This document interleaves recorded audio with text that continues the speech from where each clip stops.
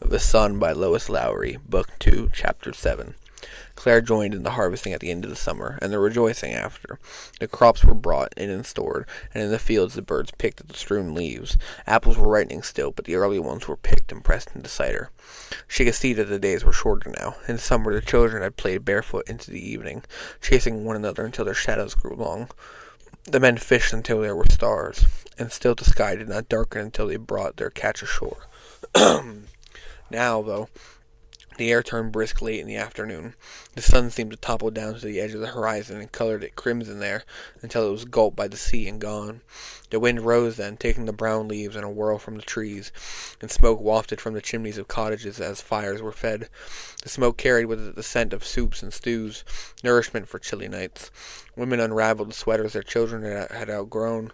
They rolled the yarn and started again with it, forming new patterns, bright stripes, and larger sizes. Nothing was wasted. Boys carved buttons from bone. Tall Andrews gave Claire a fringed shawl that had been his mother's.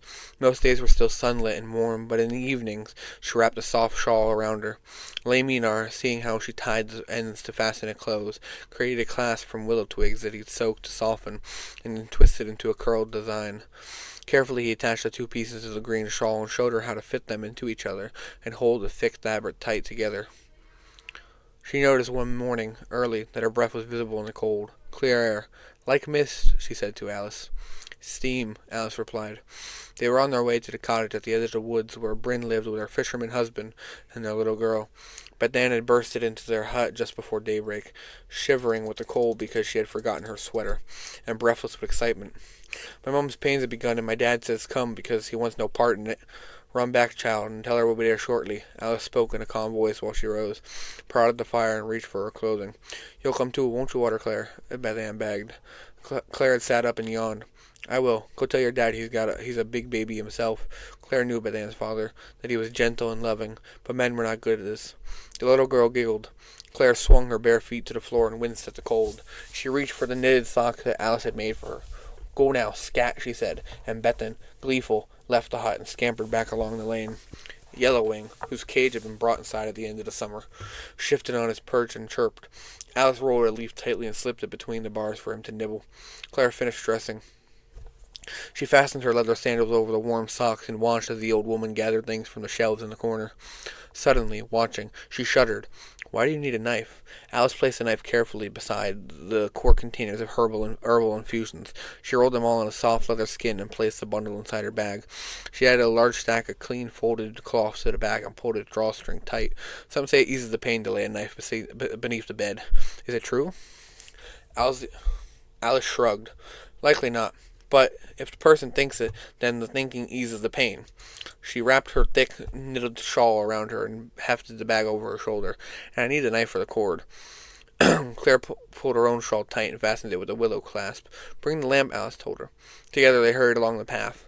Claire held the lamp, and it made their way easier. But the skin itself was lightening now. The moon was a thin silver against the gauzy gray of earliest morning. Bryn's child will be a daylight baby.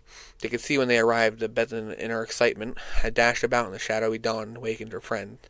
Now all three little girls, still in their sleeping garments, were giggling nervously in the small room where Bryn groaned and twisted on the bed. Alice firmly shooed them back outdoors. "Don't come back till the sun is full up, and then you come with your arms filled with flowers from the meadow to welcome the babe. They'll find some dry asters still," she told Claire, "and late goldenrod, and it'll keep him out from underfoot." The coming baby's father was nowhere in sight. Alice had told Claire the men were frightened by birthing.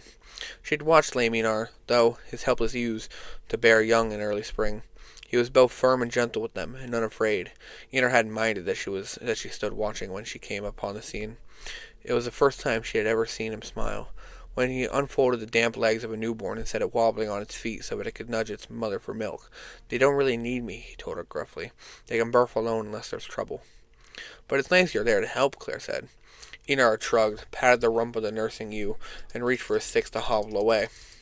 Claire watched him for a moment after he turned his back.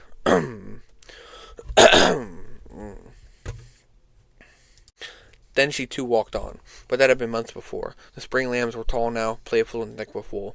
Einar was no longer so shy with her.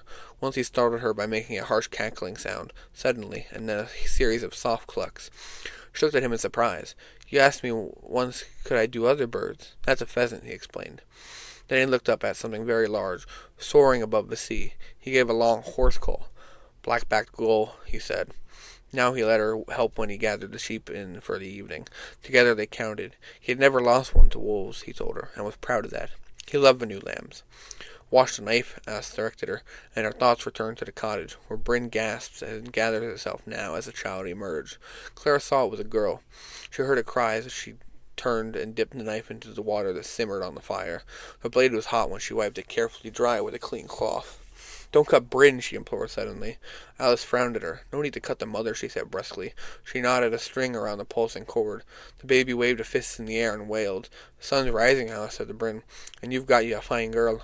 She waited a moment, then waited for the knife that Claire held, took it, and separated the newborn from its mother with a careful cut.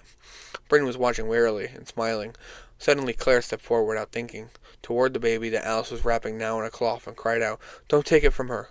Alice frowned. "Take what? What's troubling you, girl?" "Give Bryn her baby." Alice looked puzzled. She leaned forward and placed the swaddled infant in Bryn's arms. "And what did you think I was to do, child? Put it out for the wolves? Of course it goes to its mum. Look there. Weak as she is, she knows what to do." Like the lamb wobbling forward to suckle, Bryn's baby turned its head against its mother's warm skin, and its mouth opened, searching. Claire stared at it. Then she began to sob, and stuttered out of the cottage into the dawn. Behind her, Alice, her face folded into puzzlement and concern, began to replace her birthing tools into the woven bag. The new mother dozed while her tiny daughter nuzzled and sucked. Outside in the distance, the little girls were moving about in the gradually landing meadow, their arms filled with flowers. But for Claire, who stood on the path weeping, the sunrise, perhaps all sunrises to come, was ruined by memory and loss.